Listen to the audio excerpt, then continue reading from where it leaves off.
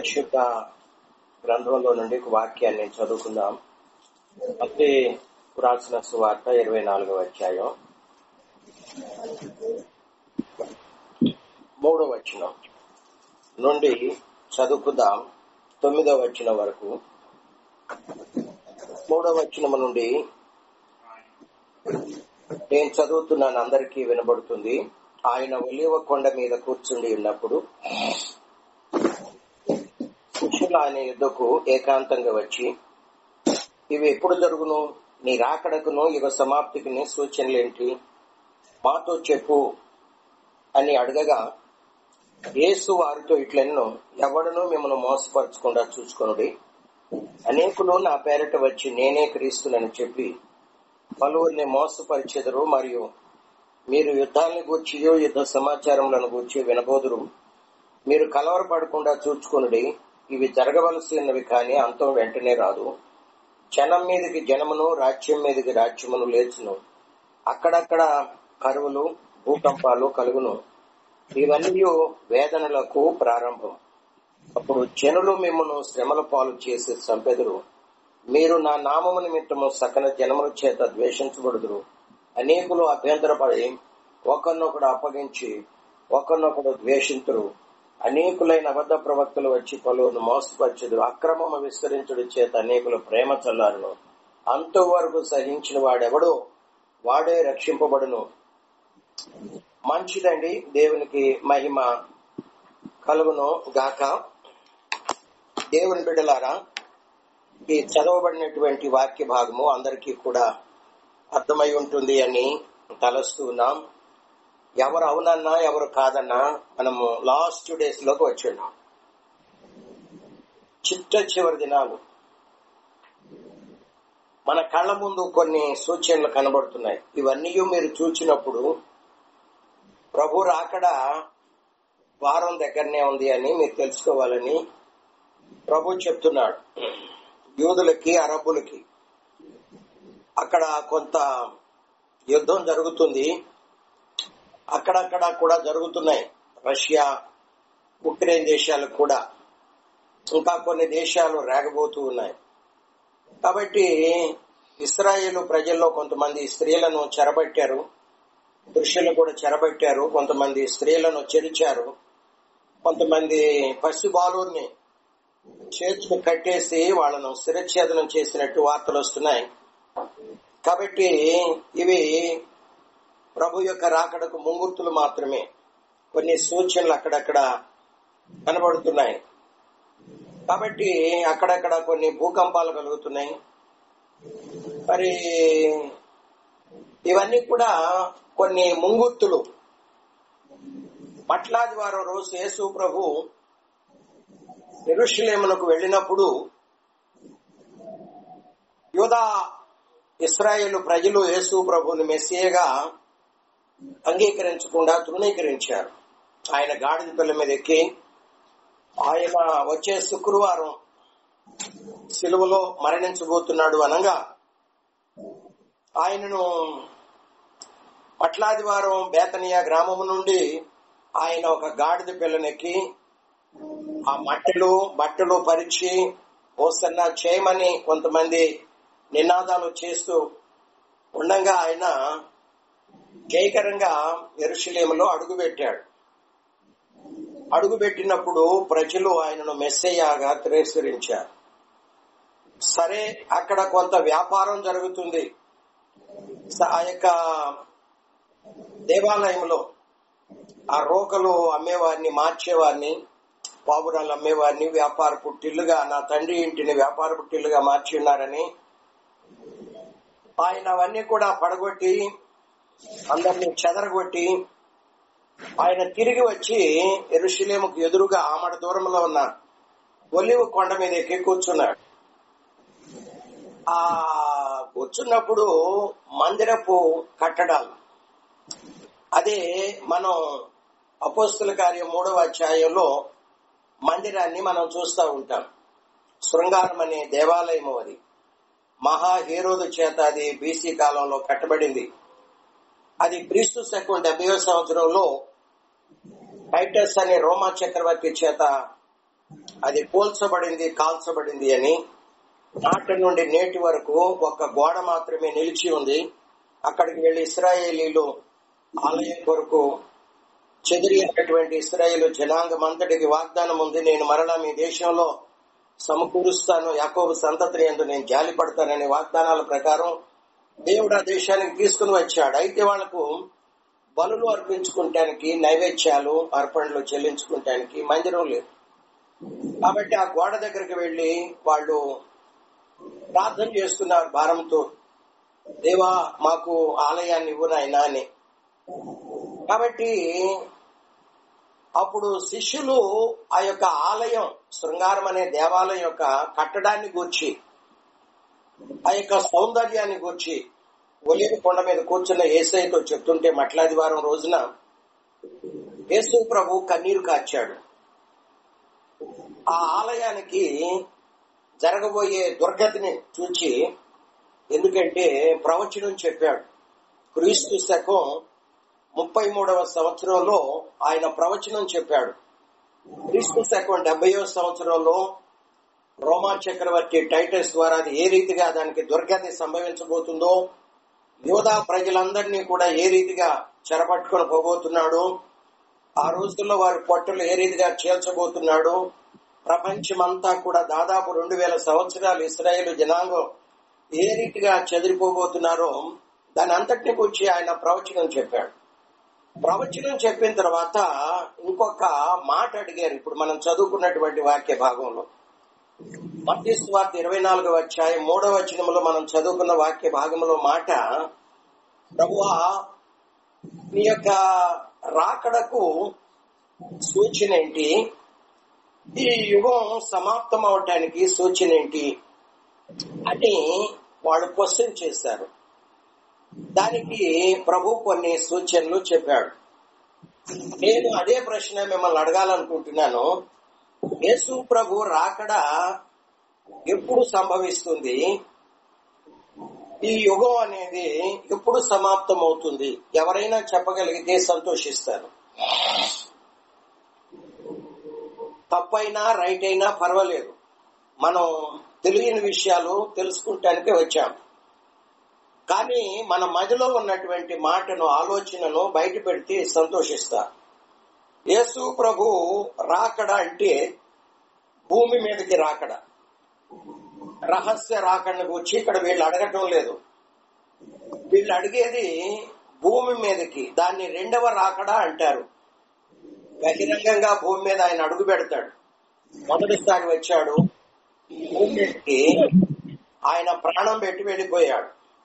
మొదటిసారి వచ్చింది పాపుల్ని రక్షించడానికి, రెండవసారి వచ్చేది ఆయన శత్రువులను శిక్షించడానికి, భూమి మీద తన పాలన ప్రారంభించడానికి రెండవసారి భూమి మీద అడుగు పెట్టబోతున్నాడు. కాబట్టి ఆయన రాకడ ఎప్పుడు సంభవిస్తుంది, రెండవదిగా ఈ యుగం ఎప్పుడు సమాప్తం కాబోతుంది, ఎవరైనా చెప్పగలిగితే సంతోషిస్తాను. ఖచ్చితంగా మనం లెక్క పెట్టుకోవాలి. ఈ యుగం ముగించబడాలి, సమాప్తం కావాలి అంటే ఆ యుగ సమాప్తికి ముందు చివరి 7 సంవత్సరాలు అనేది మనకు చాలా ప్రాముఖ్యం. యాంటీ క్రైస్తు అనేవాడు ప్రత్యక్షం కావాలి, ప్రపంచానికి తాను నియంతగా పరిచయం చేసుకోవాలి. వాడు నేరుగా ప్రపంచం అంతటినీ తన కంట్రోల్లోకి, గుప్పిట్లోకి తీసుకోవాలి. తీసుకొని వాడు నేరుగా ఇజ్రాయేల్ కంట్రీకి వెళతాడు.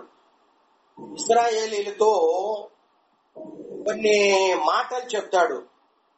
మీకు శాంతి లేదు, మీ చుట్టుప్రక్కల ఉన్న అరబ్ కంట్రీస్ అన్ని కూడా మీకు నెమ్మది లేకుండా చేస్తున్నాయి. ప్రతిరోజు ఏదో ఒక రకంగా బాంబు ఒకటి మీ దేశంలో ఏదో ఒక ప్రదేశంలో పడుతుంది. మీరు బిక్కుబిక్కుమనుకుంటూ ఉంటున్నారు. మీకు టెంపుల్ కూడా లేదు మీ దేవుణ్ణి ఆరాధించుకుంటానికి. కాబట్టి నేను మెస్సియాను, నన్ను నమ్మండి, నేను రక్షకుడుగా మీకు ఉంటాను. ఈ చుట్టూ ఉన్న మీ శత్రువులందరి నుండి నేను మిమ్మల్ని కాపాడుతాను, రక్షిస్తాను. నేనే మీకు రక్షకుడుగా ఉంటాను. కావాలంటే ట్రైల్ ఒక 7 సంవత్సరాలు నన్ను మీరు పరీక్షించి చూడండి. కావాలంటే 7 సంవత్సరాలు నేను మీతో అగ్రిమెంట్ చేస్తాను అని దానియేలు గ్రంథం 9వ అధ్యాయం 27వ వచనంలో వ్రాయబడి ఉన్నటువంటి ఆ యొక్క నిబంధనను వాళ్ళతో చేస్తాడు. 7 సంవత్సరాలు వాళ్ళను ఒప్పిస్తాడు. వాళ్ళు కూడా నమ్ముతారు.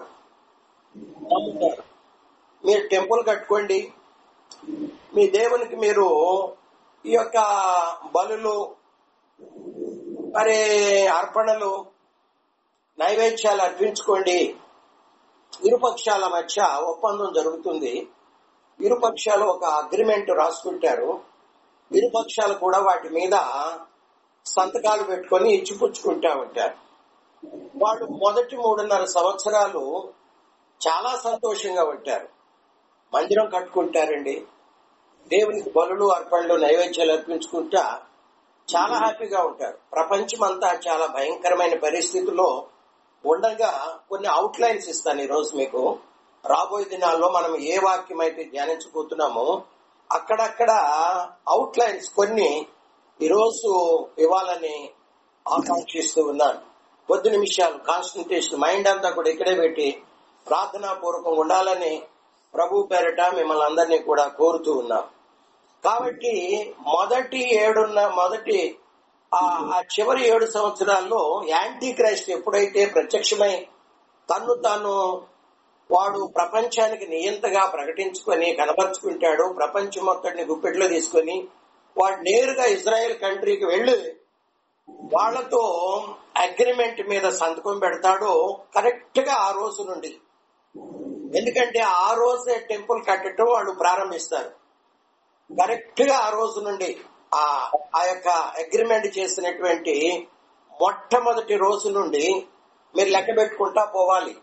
అలా 7 సంవత్సరాలు అంటే 84 నెలలు, అంటే 2520 రోజులు లెక్క పెట్టుకోవాలి. కాబట్టి ఆ తర్వాతనే 2520వ రోజున దేవుడు యేసు ప్రభు తన పరిశుద్ధ సంఘాన్ని వెంట పెట్టుకొని భూమి మీదకు వస్తాడు. అదే ఆయన 2వ రాకడ. ఆ రోజు భూమి మీద ఎన్నో కొన్ని సంఘటనలు భూమి మీద చకచక జరగబోతూ ఉన్నాయి. ఆ నెక్స్ట్ డేనే ఆ రోజుతో యుగాంతం ముగించబడుతుంది. నెక్స్ట్ డే నవశకం, క్రొత్త న్యూ కంట్రీ, న్యూ వరల్డ్, క్రొత్త ప్రపంచం అనేది, అంటే క్రొత్త యుగం అనేది ఆ రోజు నుండి, నెక్స్ట్ డే నుండి ప్రారంభం కాబోవటం మనమందరం కూడా మన 2 కళ్ళతోనే చూడబోతూ ఉన్నాం. దేవునికి స్తోత్రాలు. కాబట్టి వాడు ఏ రోజైతే అగ్రిమెంట్ చేస్తాడో యూదులతో, ఆ రోజు నుండి మనం 3.5 సంవత్సరాలు లేక 42 నెలలు లేక 1260 రోజులు లెక్క పెట్టుకుంటా పోవాలి. ఈ 7 సంవత్సరాలను దానియేలు గ్రంథం 9వ అధ్యాయం 27వ వచనం 2 పార్టులుగా డివైడ్ చేసింది. మొదటి 3.5 సంవత్సరాలు, తర్వాత 3.5 సంవత్సరాలు, 2 కూడా కలిపితే 7 సంవత్సరాలు. మొదటి 3.5 సంవత్సరాల్లోనేమో సంఘానికి శ్రమ ఉంటుంది. సెకండ్ పార్ట్ లో 3.5 సంవత్సరాలేమో యూదా ఇశ్రాయేలు జనాంగానికి మహాశ్రమ ఉంటుంది. ఈ శ్రమ కాలం ఎలా ఉంటుందో మనం గతంలో యేసు ప్రభు చెప్పిన ప్రవచనాన్ని పలుమార్లు చదువుకున్నాం. మత్తయి సువార్త 24వ అధ్యాయం 20వ వచనంలో అది మహాశ్రమ అని పేరు పెట్టాడు. అంతకు ముందు లోకం పుట్టింది మొదలుకొని నేటి వరకు ఇంతకు ముందు ఎన్నడూ కూడా ఇటువంటి శ్రమ రాలేదు, ఇక ముందు ఎన్నడూ కూడా రాబోదు అని యేసు ప్రభు చెప్పాడు. గతంలో ఎన్నో పర్యాయాలు శ్రమలు వచ్చినాయి, కానీ యూదులకు వచ్చింది.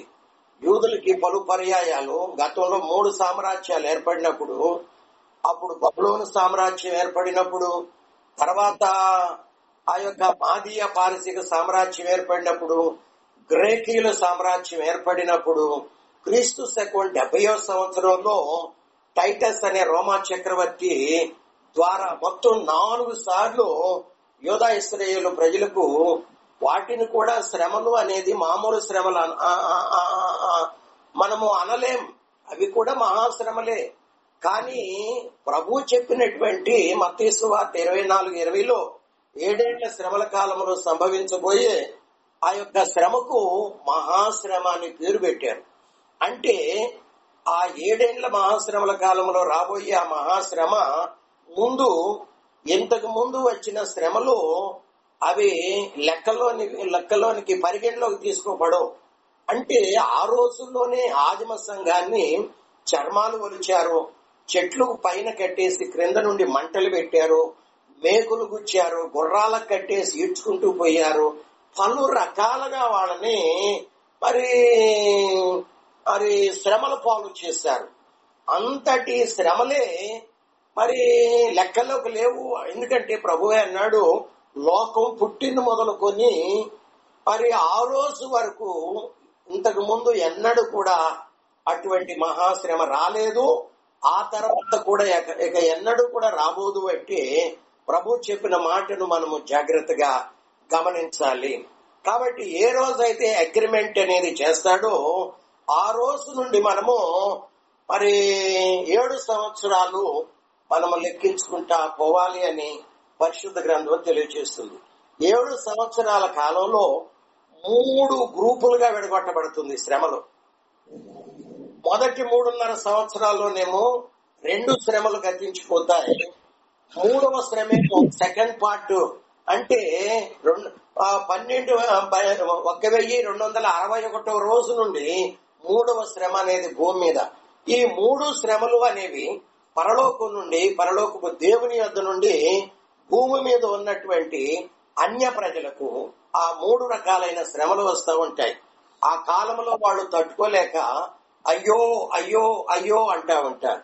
వాళ్ళు పర్వతాల దగ్గరకు పోయి, కొండల దగ్గరకు పోయి, పర్వతాలారా, కొండల్లారా, గుట్టల్లారా, మా మీద పడి ఆ గొర్రె పిల్ల ఉగ్రత నుండి మమ్మల్ని దాచండి, కాపాడండి అని కొండలతో పర్వతాలతో వాళ్ళు మొర్ర పెట్టుకుంటారు. కానీ అవంటాయి మాకే దిక్కు లేదు, మేము చలన స్థానం తప్పి మేము ఈ ప్రాంతం నుండి ఇంకో ప్రాంతాలకి ట్రాన్స్ఫర్ అయి వెళ్ళిపోతున్నాము అని అవి కూడా మొత్తుకుంటా ఉంటాయి. కాబట్టి ఆ మహాశ్రమల కాలము అనేది క్రైస్తవులకు, యూదులకే కాదు, పై నుండి దేవుని ద్వారా పరలోకపు యొక్క తండ్రి అయిన దేవుని వద్ద నుండి భూమి మీద ఉన్నటువంటి యేసు ప్రభువుని ఎవరైతే నమ్ముకోలేదో, లేక నామకార్థమైనటువంటి భక్తిహీనులు క్రైస్తవులుగా ఉండి ఆ రోజు ముద్ర వేయించుకుంటారో, అలాంటి వారి మీదకి 7 సంవత్సరాలు 3 రకాలుగా డివైడ్ చేయబడి శ్రమలు వస్తా ఉంటాయని పరిశుద్ధ గ్రంథంలో మనము చదువుకుంటా ఉన్నాం. మొదటి 3.5 సంవత్సరాలలో 2 రకాలైన శ్రమలు వస్తాయని, అవి మొట్టమొదటిగా ఎలాంటి శ్రమలు అంటే యేసు ప్రభు చేతిలో ముద్రించబడినటువంటి 7 ముద్రలు కలిగినటువంటి ఒక గ్రంథము ఆయన చేతికి ఇవ్వబడింది అని ప్రకటన గ్రంథం 5వ అధ్యాయం మొదటి నుండి మనం చదువుకుంటాం. ఆ గ్రంథములో ఒక్కొక్క ముద్ర ఆయన విప్పుకుంటా పోతాడు. ఆ గ్రంథము 7 ముద్రలు వేయబడింది. ఒక్కొక్క ముద్ర 6వ అధ్యాయం ప్రకటన గ్రంథం మొదటి నుండి ఆయన విప్పుకుంటూ పోతుంటే భూలోకములో ఎటువంటి శ్రమలో ఊరక మనం పైన చూద్దాం. 6వ అధ్యాయం ప్రకటన గ్రంథం చూడండి. ప్రకటన గ్రంథము 6వ అధ్యాయము మొదటి వచనములో మనము చదవగలిగినట్లయితే, మొదటి వచనములో ఆ గొర్రె పిల్ల అంటే యేసుక్రీస్తు ఆ 7 ముద్రల్లో మొదటి ముద్ర విప్పినప్పుడు నేను చూడగా 2వ వచనములో, ఇదిగో ఒక తెల్లని గుర్రం కనపడెను, దాని మీద ఒకడు విల్లు పట్టుకొని కూర్చుండి ఉండెను, అతనికి ఒక కిరీటం ఇవ్వబడెను, అతడు జయించుటకు బయలు వెళ్ళెను. యేసు ప్రభు ఆ 7 ముద్రలో మొట్టమొదటి ముద్ర విప్పినప్పుడు యాంటీ క్రైస్ట్ అనేవాడు లోకానికి కనబరుచుకోవటానికి వాడు ప్రత్యక్షమవుతాడు. ఆ తెల్లని గుర్రం మీద విల్లు పట్టుకొని ఎక్కి వచ్చేవాడు యాంటీ క్రైస్తు అనేది మనం చూస్తా ఉన్నాం. 3వ వచనం 4వ వచనములు మనం చదువుకుంటే 2వ ముద్ర విప్పినప్పుడు 4వ వచనం 2వ లైన్లో మనుషుల్లో ఒకరినొకడు చంపుకుంటానికి భూలోకంలో సమాధానం లేకుండా చేయబడింది అని మనం చదువుకుంటా ఉన్నాం. 3వదిగా 5వ వచనం 6వ వచనములో మనము చదువుకుంటే 3వ ముద్ర విప్పినప్పుడు 6వ వచనములో అంటే 5, 6 వచనాల్లో ఆ భూప్రపంచమంతా కూడా కరువులు వస్తాయని మనం చదువుకుంటా ఉన్నాం. 7-8 వచనాలు మనం చదువుకుంటే ఆయన 4వ ముద్ర విప్పినప్పుడు తెగుళ్ళు మరణాలు భూలోకమంతటా కూడా సంభవిస్తాయి అని మనం చదువుకుంటా ఉన్నాం. 9, 10, 11 వచనాలు మనం చదువుకుంటే 5వ ముద్ర విప్పినప్పుడు పరిశుద్ధులు హతసాక్షులవుతారు అని, అంటే ఆ మొదటి 3.5 సంవత్సరాల్లో అక్కడ మరి యాంటీ క్రైస్ట్ మిలిటరీ ద్వారా, అబద్ధ ప్రవక్త ద్వారా, మిలిటరీ ద్వారా శిరఛేదనం చేయబడి పలు రకాల శ్రమలు మరి అనుభవించి హతసాక్షులుగా మార్చబడినటువంటి వారి యొక్క ఆత్మలు దేవుని సింహాసనం, సువర్ణ బలిపీఠం ఉంది దేవుని సింహాసనం ఎదుట. ఆ సువర్ణ బలిపీఠం క్రిందకి వెళ్లి ఆత్మలు వెళుతూ అక్కడి నుండి మొరపెట్టుకుంటున్నాయి, నాదా సత్యస్వరూపి, ఎందాకయ్యా వాళ్ళకి ఇంకా నువ్వు తీర్పు తెచ్చకుండా ఉంటావు అని. ఆ హతసాక్షులైనటువంటి యేసు నామము నిమిత్తం, యేసునికి వచ్చిన సాక్ష్య నిమిత్తం వాళ్ళు ఆ శ్రమల కాలంలో ప్రభు కొరకు నిలబడినప్పుడు వాళ్ళని అనేక రకాలుగా చిత్రహింసలు పెట్టి వాడు హతసాక్షులుగా చేసిన సందర్భంలో వాళ్ళ ఆత్మలు నేరుగా దేవుని సింహాసనం ఎదుట సువర్ణ బంగారు బలిపీఠం క్రిందకి వెళ్లి అక్కడి నుండి కేకలు వేస్తుంటే అక్కడ దేవుడు అంటూ ఉన్నాడు, ఇదిగో మీ వల్లనే సహదాసుల యొక్క లెక్క ఇంకా పూర్తుంది. నేను ఒక గ్రంథంలో కొంతమంది పేర్లు రాసుకున్నాను, వాళ్ళల్లో మీ పేర్లు మాత్రమే పూర్తయ్యాయి. ఆ యొక్క యాంటీ క్రైస్ట్ ద్వారా చిత్రహింసలు పెట్టబడి మీరు చంపబడాలని. కాబట్టి ఆ లెక్క ఇంకా నా దగ్గర కొంతమంది పేర్లున్నాయి. ఆ పేర్లు కూడా సంఖ్య ఎప్పుడైతే పూర్తవుతుందో అప్పుడు వాళ్ళకి తీర్పు తీరుస్తాను అని ఆయన మాట్లాడుతూ ఉన్నాడు. 12, 13, 14 వచనాల్లో 6వ ముద్ర విప్పినప్పుడు దేవుని ఉగ్రత అనేది భూమి మీద కుమ్మరించబడుతూ ఉన్నట్లు మనము చూస్తా ఉంటూ ఉన్నాం. దేవునికి మహిమ కలుగును గాక. దేవుని స్తోత్రం. 7వ ముద్ర మనం చూస్తే 8వ అధ్యాయం మొదటి వచనంలో, 8వ అధ్యాయం మొదటి వచనంలో ఆయన 7వ ముద్ర విప్పినప్పుడు జరిగే సంభవం ఏంటి అంటే, పరలోకమంతా కూడా ఎలా ఉందంటే, మొదటి వచనం 2వ లైన్లో ఇంచుమించు అరగంట సేపు నిశ్శబ్దంగా ఉంది. పరలోకంలో రాత్రి లేదు, పగలు లేదు. అక్కడ అంతా కూడా క్యాలెండర్ కూడా అవసరం లేదు. అక్కడ సంవత్సరాలు, నెలలు, రోజులు, వారాలు, గంటలు అక్కడ లేదు అక్కడ. కానీ అరగంట సేపు ఇంచుమించు నిశ్శబ్దంగా ఉంది అని. రాత్రి కాలం మనం చదువుకున్నాం, ఆ పరలోకములో ఉన్న దేవదూతలు ఏ ఒక్కరు కూడా ఒక్క క్షణం కూడా నిలబడటానికి వాళ్ళు నిలబడరు. వాళ్ళు రెక్కలు విప్పినప్పుడు పరలోకం అంతా కూడా ఎలాంటి ధ్వని వస్తుందో రాత్రి కాలం జస్ట్ ఓవర్కట్ల ఎగ్జాంపుల్ చూసాం. వాళ్ళు కోటాను కోట్ల మంది దేవదూతలు పరలోకములో చాలా హడావిడిగా అటు ఇటు ఇటు అటు తిరుగుతూ వాళ్ళ రెక్కల చప్పుడు చేస్తూ ఉంటే పరలోకం అంతా కూడా ఎలాంటి ధ్వని వస్తుందో. కానీ ఇక్కడ ఒక సందర్భం జరిగింది, అది రాబోయే రోజుల్లో మనం ధ్యానించబోతున్నాం. కాబట్టి ఆ జరిగినప్పుడు దాదాపు ఇంచుమించు అరగంట సేపు పరలోకం అంతా కూడా పిన్డ్రాప్ అంటే అంత సైలెంట్ అన్నమాట, నిశ్శబ్దంగా ఉండిపోయింది. ఎక్కడ వాళ్ళు అక్కడ ఆగిపోయారు, ఎక్కడ వాళ్ళు అక్కడ నిల్చుండిపోయారు, ఎక్కడ వాళ్ళు అక్కడ. ఆ తర్వాత ఏం జరిగింది అంటే 2వ వచనం 3వ లైన్లో దేవుని ఎదుట నిలబడి ఉన్నటువంటి 7 దూతలకు 7 బూరలు ఇవ్వబడ్డాయండి కదండి. 7వ ముద్ర విప్పినప్పుడు దేవుని ఎదుట నిలబడి ఉన్నటువంటి 7 దూతలకి 7 బూరలు ఇవ్వబడ్డాయి.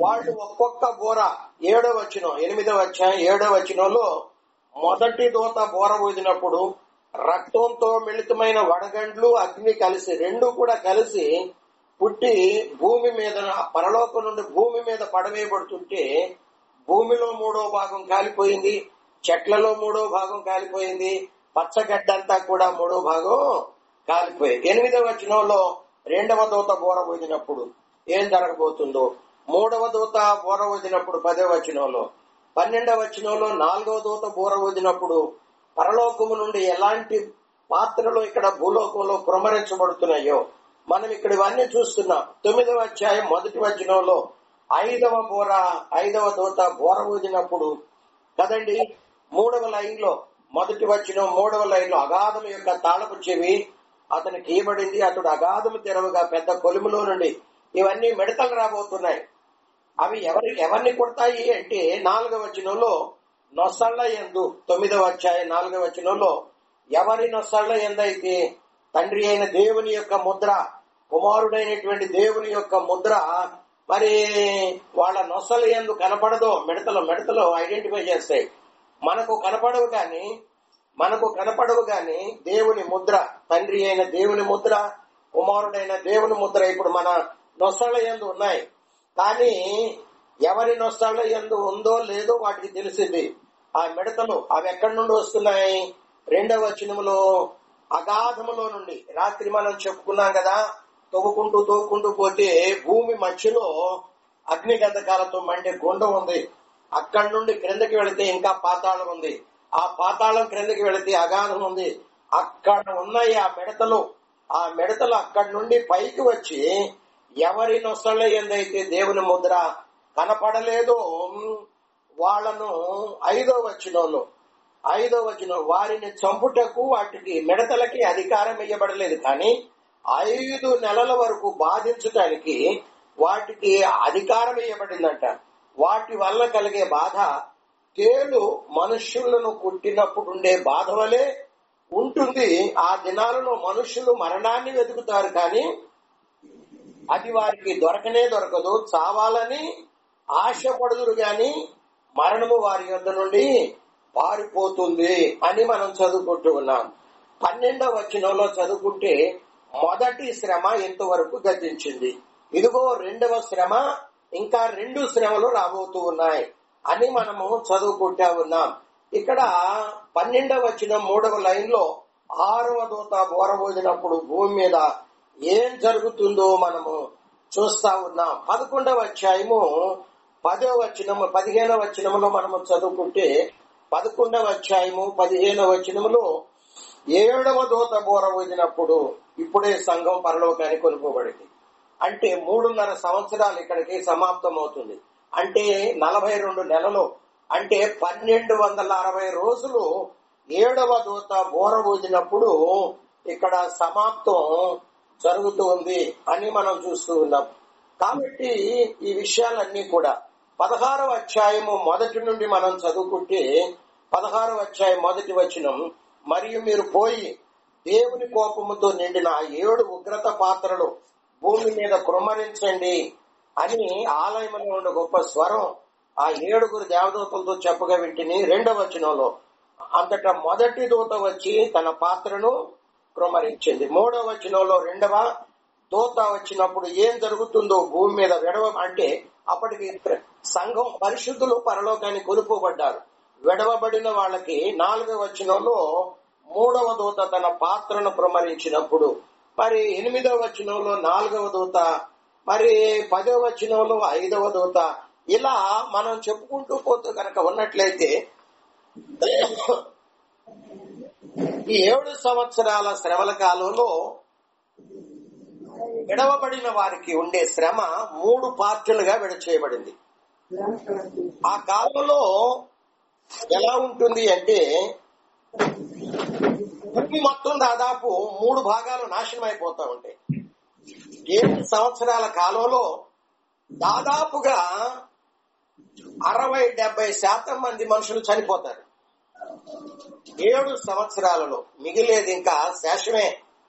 చనిపోయిన వాళ్ళు చనిపోగా మిగిలింది ఈ కొద్ది మంది ఆ కొత్త శకంలో, నీతి యుగంలో మొత్తం ధనవంతులే, కోటీశ్వరులు, అంటే విడవబడ్డ వాళ్ళు, ఎత్తబడ్డ పరిశుద్ధులు భూలోకానికి వచ్చి మహిమా శరీరంతో ఉండి క్రీస్తుతో పరిపాలన చేస్తారు. కాబట్టి వాళ్ళకి ఈ ఇండ్లు, ఈ వాకిళ్లు, ఈ కార్లు, ఎయిర్ కండిషన్లు అక్కర్లేదు. వాళ్ళు యేసుక్రీస్తుతో పాటు మహిమగల సింహాసనం మీద కూర్చుండి వాళ్ళకి ఇవ్వబడినటువంటి ప్రాంతాన్ని వాళ్ళు మహిమా శరీరంలో ఉండి 1000 ఏళ్లు పరిపాలన చేస్తారు. సరే, మంచిది. సమయం గతించిపోతుంది, ఇంక 20 నిమిషాలు మాత్రమే ముందుంచబడింది. ఎందుకు చెప్తున్నాను అంటే నీ యొక్క రాకడకు సూచన ఏంటి? ఈ యుగ సమాప్తికి సూచనలు ఏంటి అని వాళ్ళు అడిగారు. కాబట్టి ఈ రెండు మనకు తెలియాలి అంటే కొన్ని అవుట్లైన్స్ ఏంటి, ఎలా అంటే ఆ దానికి ముందు అంటే ఈ యుగ సమాప్తికి చివరి 7 సంవత్సరాలు అనేవి చాలా ప్రాముఖ్యమైనటువంటివి. అది పరిశుద్ధులకు, యూదులకు మహామహిమకరంగా ఉండబోతున్నాయి. అవి చాలా అద్భుతంగా ఉండబోతున్నాయి. నిజంగా వీటి కొరకు అనేక మంది పరిశుద్ధులు భూలోకంలో ఎప్పుడెప్పుడా ఈ మహాశ్రమల కాలం వస్తుంది, నేను ఎప్పుడు ఎంటర్ అవుతానా, ఆ శ్రమలో ప్రభు కొరకు నేను సాక్షిగా నిలబడి నేను హతసాక్షిగా మార్చబడతానా అని ఆశతో కనిపెట్టుకుని ఎదురు చూస్తా ఉన్నారు. ఎందుకు అంటే మొదట ఏమి సంభవిస్తుంది? శ్రమ. ఆ తర్వాత ఏమి సంభవిస్తుంది పరిశుద్ధులకి? మహిమ. శ్రమ తర్వాత మహిమ. మొదటేమో శ్రమ ఉంటుంది, తర్వాత ఏమో మహిమ ఉంటుంది. శ్రమ లేకపోతే మహిమ అనేది, ఘనత అనేది, మెప్పు అనేది మనకు ఉండదు. కాబట్టి ఇట్టి శ్రమ కోసం, ఈ మహాశ్రమల కాలం కోసం కొంతమంది పరిశుద్ధులు, అంటే ఎంతమంది అయితే ఈ రోజున దేవుని మందిరాలలో లేక నదుల ప్రక్కన లేక శ్మశానాల్లో చెట్ల క్రింద పొలాల్లో ఇండ్లలో కూడుకొని ప్రభువుని ఆరాధిస్తున్నారు, అందరూ కాదు, కొందరు వారు ఆ శ్రమల కాలం కోసం ఆశతో కనిపెట్టుకొని ఎదురు చూస్తా ఉన్నారు.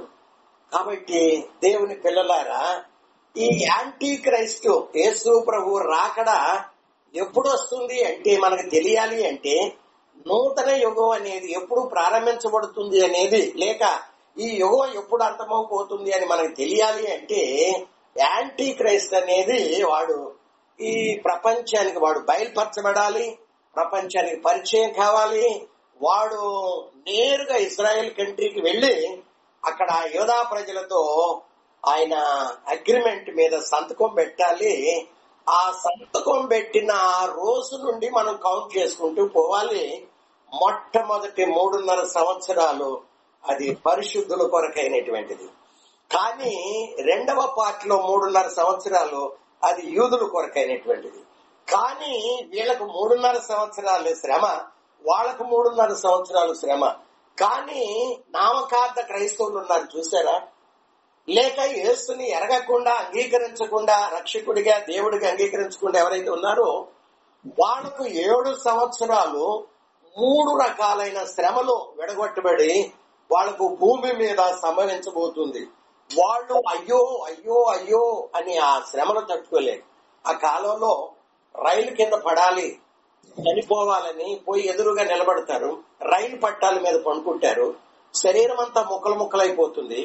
కానీ ఆ శరీరం ముక్కలైపోయిన బాధ అనుభవిస్తూనే ఉంటుంది, కానీ అది చావదు.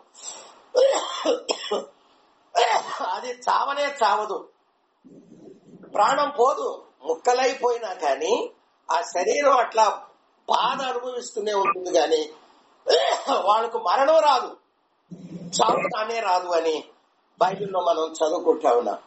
ఏ రోజు అయితే అగ్రిమెంట్ మీద యూదులతో వాడు సిగ్నేచర్ చేస్తాడో ఆ రోజు పరలోకము నుండి తన 2 సాక్షులను దేవుడు భూమి మీదకి పంపిస్తాడు. వాళ్ళు 1 మోషే, 2 ఏలియా. వీళ్ళు ప్రాణంతోనే వెళ్లారు. మోషే చనిపోయాడని చెప్తుంది కానీ బైబిల్ ఆయన తిరిగి బ్రతికించి ఆ నాయీను కుమార్తెను లాజర్ని దేవుడు ఎలా బ్రతికించాడో మరలా 2వసారి వాళ్ళందరికీ మరణం వచ్చింది. అట్లానే ఇవి రాబోయే రోజుల్లో మనం ధ్యానించబోతున్నాం ఎలానో. కాబట్టి వాళ్ళు ప్రాణంతోనే మోషే 3500 సంవత్సరాల వరకు నుండి ఇప్పటి వరకు ఆయన ప్రాణంతోనే, ఈ భౌతిక శరీరంతోనే ఆయన పరలోకంలో ఉన్నాడు. దేవునికి మహిమ కలుగును గాక. రెండవదిగా ఏలియా 2700 సంవత్సరాల నుండి ఈ భౌతిక శరీరంతోనే పరలోకంలో ఉన్నాడు. వాళ్ళు ఈ లోకంలోనికి రావాలి, వాళ్ళు చావాలి, వాళ్ళు 3.5 సంవత్సరాల శవాలు యెరూషలేము వీధుల్లో అలా పడుండాలి. లైవ్ టెలికాస్ట్ లో ప్రపంచమంతా కూడా చూడాలి, వాళ్ళని అసహించుకోవాలి. ఈ 3.5 సంవత్సరాలు ప్రపంచంలో నామకార్థ క్రైస్తవులు యేసును అంగీకరించకుండా ఉన్న వాళ్ళందరికీ వాళ్ళిద్దరూ విలన్ లాగా ఉంటారనమాట. కాబట్టి వాళ్ళు నేరుగా అక్కడ పరలోకంలో టేకాఫ్ తీసుకుని వాళ్ళు నేరుగా భూలోకం మీద వాళ్ళు యెరూషలేము పట్టణంలో ల్యాండ్ అవుతారు. దేవునికి మహిమ కలుగును. ఏ రోజు అది? ఏ రోజు యేసు బాబు అది? ఏ రోజు అది? మొదటి 3.5 సంవత్సరాలు అయిపోయినాయి. 3.5 సంవత్సరాలు అయిపోయినా కాదు నాన్న. 3.5 సంవత్సరాలు మొట్టమొదటి రోజున ఏ రోజైతే ఇశ్రాయేల్ యూదా ప్రజలతో ఆ యొక్క యాంటీ క్రైస్ట్ అగ్రిమెంట్ మీద సిగ్నేచర్ చేస్తాడో అదే రోజున దేవుడు తన 2 సాక్షులను పరలోకం నుండి భూమి మీదకి పంపిస్తాడు. వాళ్ళు భూమి మీద ఉండి 3.5 సంవత్సరాలు ఇప్పుడు యెహోవా దేవుని గూర్చి కాదు వాళ్ళు ప్రకటించేది, రక్షకుడైనటువంటి యేసుని గూర్చి ప్రకటిస్తూ ఉంటారు. కాబట్టి వాళ్ళని చంపాలనుకుంటాడు యాంటీ క్రైస్తు, చంపలేడు. కానీ ఆ ఇద్దరిని, యాంటీ క్రైస్ట్ ని, అబద్ధ ప్రవక్తని, ఈ 2 సాక్షులు ఎదురిస్తూ ఉంటారు. ప్రపంచమంతా కూడా యెరూషలేము వీధుల్లో ఉండి వాళ్ళు లైవ్ టెలికాస్ట్ చేస్తూ ప్రపంచమంతా కూడా వాళ్ళు యేసు రక్షణను గూర్చి వాళ్ళు ప్రకటిస్తూ ఉంటారు. కానీ ఆ కాలంలో అనేక మంది వాళ్ళని చంపాలనుకుంటారు, కానీ చంపలేరు. కారణం ఏంటి అంటే ఆ 2 ప్రవక్తల యొక్క నోట నుండి 3.5 సంవత్సరాలు వాళ్ళకి అధికారం ఇవ్వబడుతుంది. వాళ్ళ మీదకి ఎవరైతే చంపాలనుకుంటారో వాళ్ళు నోరు తెరిస్తే నోట్లో నుండి అగ్ని బయలు వెళ్లి మరి వాళ్ళని కాల్చివేస్తుంది, శత్రువుల్ని. వాళ్ళు ఆ 3.5 సంవత్సరాలు పరలోకాన్ని మూసేస్తారు, అంటే ఆకాశాన్ని మూసివేస్తారు. వర్షం పడకుండా పంటల పండో, కరువులు సంభవిస్తూ ఉంటాయి కదండి. నీళ్లు కాస్త నీళ్లు నదుల్లో, సముద్రాల్లో, బావుల్లో, చెరువుల్లో అవన్నీ కూడా రక్తంగా మార్చేస్తా ఉంటారు. ఆకాశం నుండి అగ్ని, మరి వడగండ్లు 2 మిళితమైనటువంటివి భూమి మీద పడేస్తా ఉంటారు కదండి. ఇవన్నీ చూస్తూ ఉంటే యేసుని నమ్మని వాళ్ళకి, నామకార్థ క్రైస్తవులకి వీళ్ళిద్దరు కూడా ఎలా కనపడతారు అంటే విలన్ లాగా. వీళ్ళని అవకాశము దొరికితే వాళ్ళ గొంతు పిసికి చంపాలని, వాళ్ళని మర్డర్ చేయాలని ప్రపంచమంతా కూడా నామకార్థ క్రైస్తవులు ఎదురు చూస్తా ఉంటారు. కానీ ఆ 3.5 సంవత్సరం ఆ కాలంలో వీళ్ళందరికీ యాంటీ క్రైస్ట్ ఎలా కనపడతాడు అంటే హీరో లాగా కనపడతాడు.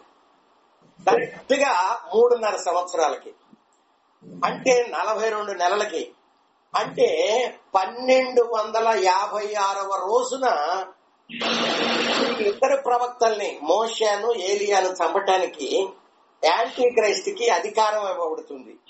కాబట్టి 3.5 సంవత్సరాలు కాబోతుంది అనగా 42 నెలలో ముగించబడుతుంది అనగా 1256వ రోజున, అంటే అగ్రిమెంట్ మీద యూదులతో సిగ్నేచర్ చేసిన నాటి నుండి లెక్క పెట్టుకుంటూ పోతే 1256వ రోజున వాళ్ళిద్దరినీ కూడా యెరూషలేము నడివీధుల్లో పట్టుకొని వాడు చంపేయటానికి యాంటీ క్రైస్ట్ కి అధికారం ఇవ్వబడుతుంది.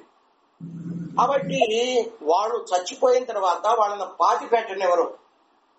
అప్పుడు వీళ్ళందరూ కూడా ప్రపంచంలో ఆ 2 ప్రవక్తలను వ్యతిరేకించే వాళ్ళందరూ కూడా మరి శత్రువులుగా భావిస్తా ఉంటారు.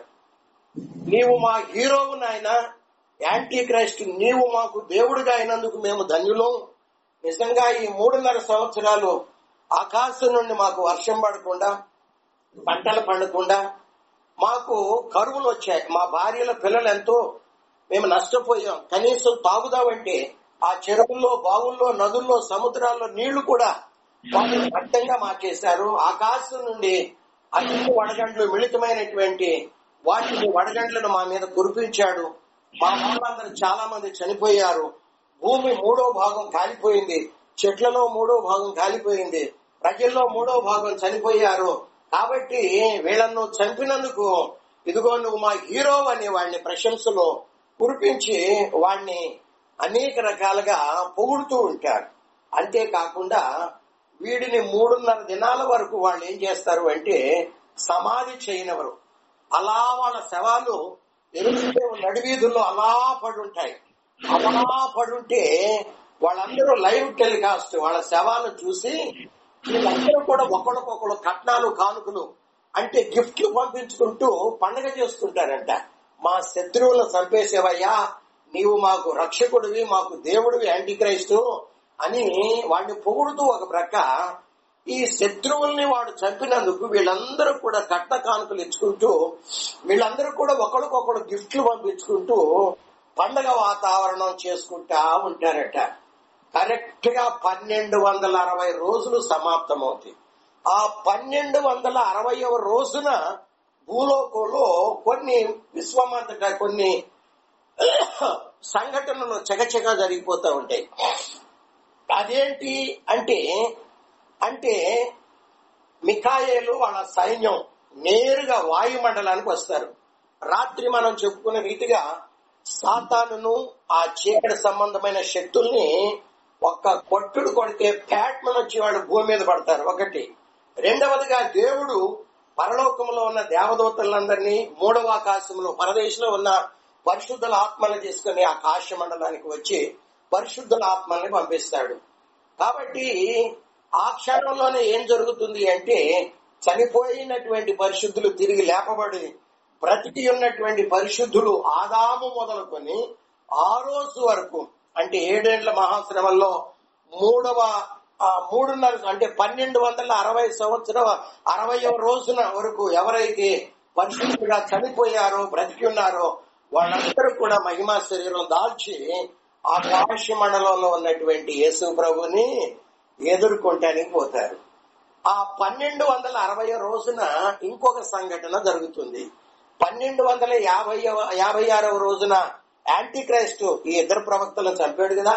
కాబట్టి 3.5 రోజులు వాళ్ళని శవాల్ని పాతి పెట్టనీయకుండా వీళ్ళు అలానే వాళ్ళని శవాల్ని లైవ్ టెలికాస్ట్ లో చూసుకుంటూ వాళ్ళు పండగ వాతావరణంలో ఆనందించుకుంటూ ఉండగా పరలోకము నుండి ఆ ఇద్దరు ప్రవక్తలకి ఒక స్వరం వినబడుతుంది. ఆ శవాలకి, ఇక్కడికి ఎక్కి రండి,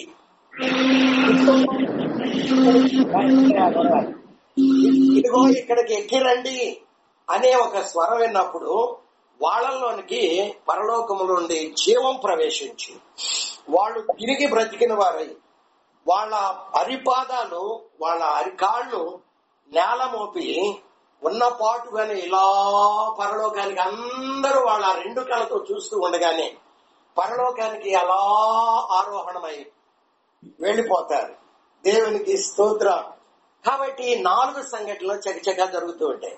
1260వ రోజున అంటే మొదటి 3.5 సంవత్సరాలు కంప్లీట్ రోజున అంటే 42వ నెల 42 మాసాలు కంప్లీట్ అయిన తర్వాత ఆ 1260వ రోజున ఈ సంఘటనలన్నీ జరుగుతాయి. జరిగినప్పుడు అప్పుడు వెంటనే వీడేం చేస్తాడు అంటే 1261వ రోజున అంటే సెకండ్ పార్ట్ 3.5 సంవత్సరాలు స్టార్ట్ అవుతుంది. వాడు అగ్రిమెంట్ యూదులతో ఏదైతే చేస్తాడో అగ్రిమెంట్ ని వాడు డిసాల్వ్ చేస్తాడు. అంటే వాడు రద్దు చేసేస్తాడు. పత్రిక 2వ అధ్యాయం 3, 4, 5 వచనాల్లో చదువుకుంటాం. ఏది దేవుడు అనబడునో, ఏది పూజించబడునో ఈ విషయాలన్నీ కూడా అక్కడ మనము చదువుకుంటా ఉంటాం. ఇవన్నీ రాబోయే దినాల్లో రెఫరెన్సులతో సహా మనము చూడబోతూ ఉన్నాం. కాబట్టి వాడు మందిరములో కూర్చుంటాడు. కాబట్టి వాడు ఒక శాసనము విధిస్తాడు. ప్రపంచం అంతటా ఉన్నటువంటి మిలిటరీకి ఒక శాసనం విధిస్తాడు. అనేక మంది యూదులను పట్టుకొని పొట్టలు కోస్తాడు. అనేక మంది చర్మాలు ఒలుస్తాడు. ఎందుకంటే సంఘం ఆల్రెడీ వెళ్ళిపోయింది. ఇది సెకండ్ పార్ట్ లో వీళ్ళకి. ఎందుకంటే వాడు అప్పుడే పడద్రోయబడుతున్నాడు. 3.5 సంవత్సరాలు కంప్లీట్ అవగానే మిఖాయేలు వాళ్ళ సైన్యం సాతానును ఆ చీకటి శక్తులను వాయుమండలంలో కోట్ల సంవత్సరాలు పీటకు వేసుకుని కూర్చున్న వాళ్ళందరినీ కూడా భూమి మీదకి టపామని పడిపోయి వాడు రెక్కలు విరిగిపోతాయి. అంటే వాడు పవర్స్ అన్ని లాగివేయబడతాయి. కాబట్టి ఇంతకు ముందు లాగా పరలోకానికి వాయుమండలం నుండి పరలోకానికి భూమి మీదకి వచ్చి ఎవరెవరు నేరం చేస్తున్నాడో వాళ్ళందరి పేర్లు రాసుకొని వాళ్ళ పాపాలు రాసుకొని వాడు వాయుమండలానికి వెళ్లి ఒక లిస్టు తయారు చేసుకుని అక్కడి నుండి పరలోకానికి వెళ్లి దేవుని సింహాసనం ఎదుట నిలబడి వాడు నేరాలు మోపుతూ ఉంటాడు మన సహోదరుల మీద. కాబట్టి వాడు పర్మనెంట్ గా ఇప్పుడు ఇక పరలోకానికి వెళ్ళలేడు, ఎక్కి వెళ్ళలేడు. వాడి పవర్స్ అన్ని లాగివేయబడ్డాయి. కాబట్టి వాడు ఉక్రోషంతో ఇక మిగిలింది ఎవరో రాత్రి కాలం మనం చెప్పుకునే రీతిగా ఆ స్త్రీ ఆ స్త్రీని ఎలాగైనా భూమి మీద నుండి వేయాలని, అంటే యూదుల్ని, ఇశ్రాయేలుని. వీడు యేసుక్రీస్తు జననానికి ఈ స్త్రీయే, అంటే యూదులే కారణం. ఇదిగో వీడు పతనానికి యూదులే కారణం. కాబట్టి వీళ్ళను భూమి మీద లేకుండా చేయాలని వాడు ఆవురు అనుకుంటూ ఉగ్రరూపుడై వాడు నేరుగా ఏం చేస్తాడంటే, ఇప్పుడు వీడు ఆత్మ, వీడేమి చేయలేడు, చీకటి శక్తులని ఆత్మ. కాబట్టి వీళ్ళందరూ కూడా ఏం చేస్తారంటే మిలిటరీని, యాంటీ క్రైస్ట్, అబద్ధ ప్రవక్తని వాళ్ళని ఉపయోగించుకొని ఈ యూదుల్ని ఎట్లయినా భూమి మీద తుడిచివేయాలని అనేక రకాలుగా వాళ్ళు ప్రయత్నాలు చేస్తూ ఉంటారు. దేవునికి మహిమ కలుగునుగాక. దీన్ని